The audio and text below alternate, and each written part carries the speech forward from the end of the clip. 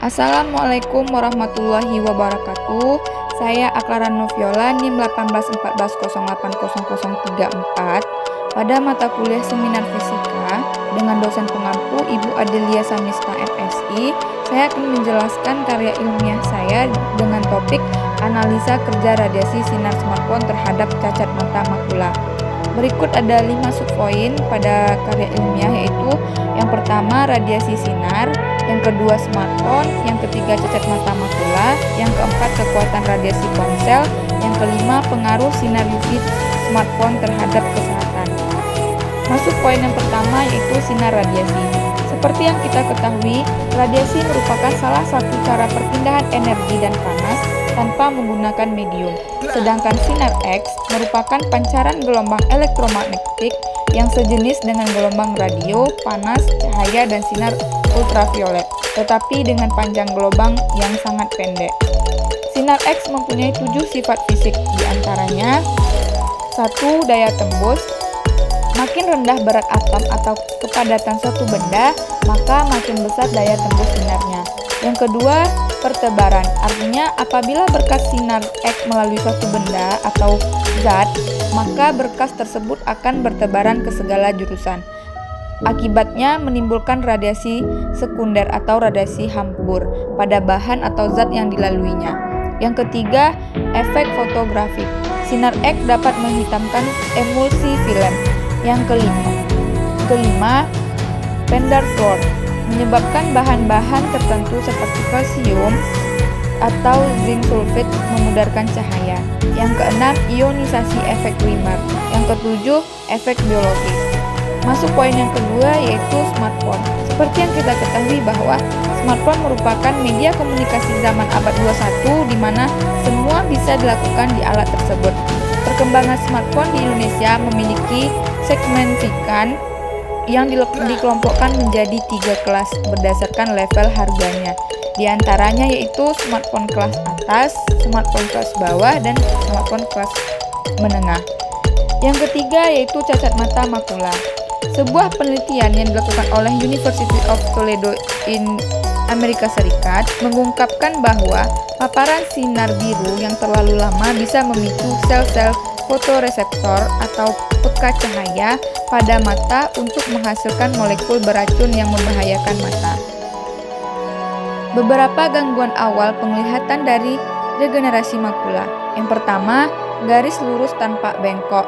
Yang kedua, pengurangan penglihatan sentral di satu atau kedua mata.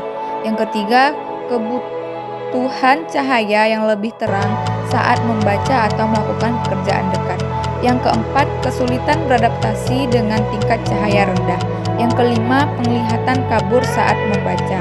Yang keenam, penglihatan terhadap kecerahan menurun. Yang ketujuh, kesulitan mengenali wajah. Poin yang keempat yaitu kekuatan radiasi ponsel.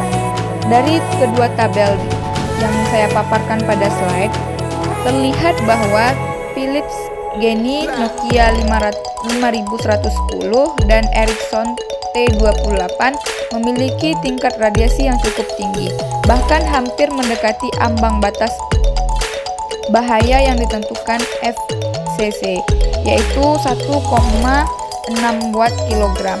Namun Motorola F3688 memiliki tingkat radiasi paling rendah. Padahal radiasi Motorola yang dipancarkan sangat tinggi, yaitu sebesar 1,58 watt per kilogram. Namun pada Motorola adanya penggunaan disek lipat atau kapsel, maka posisi antena benda di samping rahang atau jauh dari otak kita. Yang poin kelima adalah pengaruh sinar UV smartphone terhadap kesehatan. Berdasarkan kesimpulan dari hasil penelitian yang dilakukan peneliti pada sebelumnya, terjadi reduksi intensitas cahaya jika cahaya melewati screen protector. Penambahan screen protector pada layar smartphone dapat memperlambat terjadinya degenerasi makula tersebut. Beberapa solusi untuk mencegah atau mengurangi cacat mata makula ini diantaranya, yang pertama, adanya pendidikan jasmani. Artinya, pendidikan jasmani ini dapat dijadikan sarana anak untuk bermain dan melakukan aktivitas secara nyata, sehingga kecanduan game dapat terkurangi. Untuk itu, pengajaran pendidikan jasmani harus optimal, yang dapat menawarkan kegiatan yang menarik minat anak. Yang kedua, istirahatkan mata sejenak. Berhentilah menatap layar ponsel selama 20 menit 20 detik. Kemudian lihatlah sesuatu sejauh 20 kaki. Dengan tujuan untuk mengendurkan otot-otot mata sementara waktu dan istirahatkan mata. Yang ketiga, lebih sering berkedip.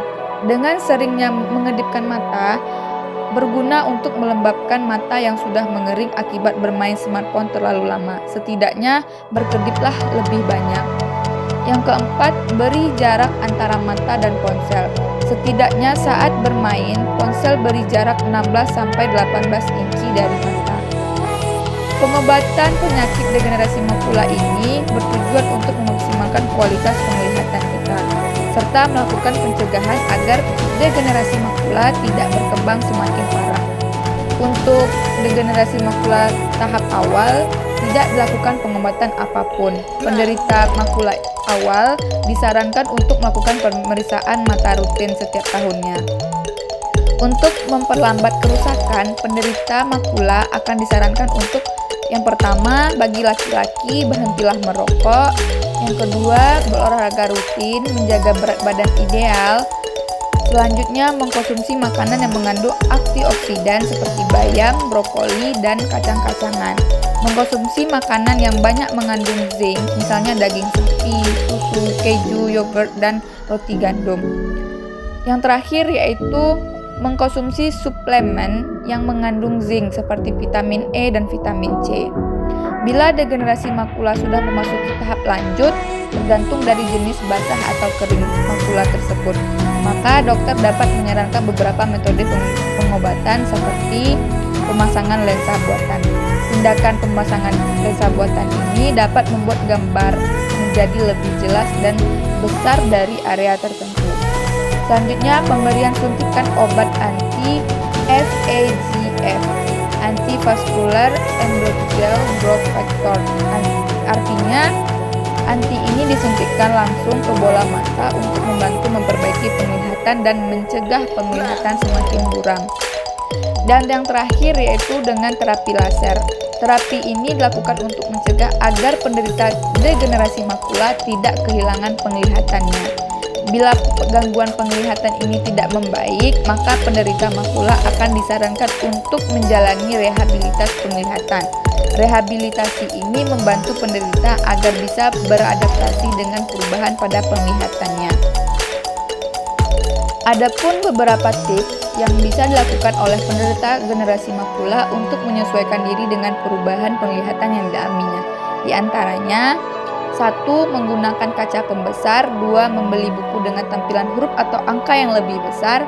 3. Mengubah tampilan layar alat elektronik menjadi lebih cerah dengan huruf yang lebih besar. Yang keempat, menggunakan bantuan sistem suara jika ada pada setiap alat elektronik yang digunakan, misalnya seperti komputer.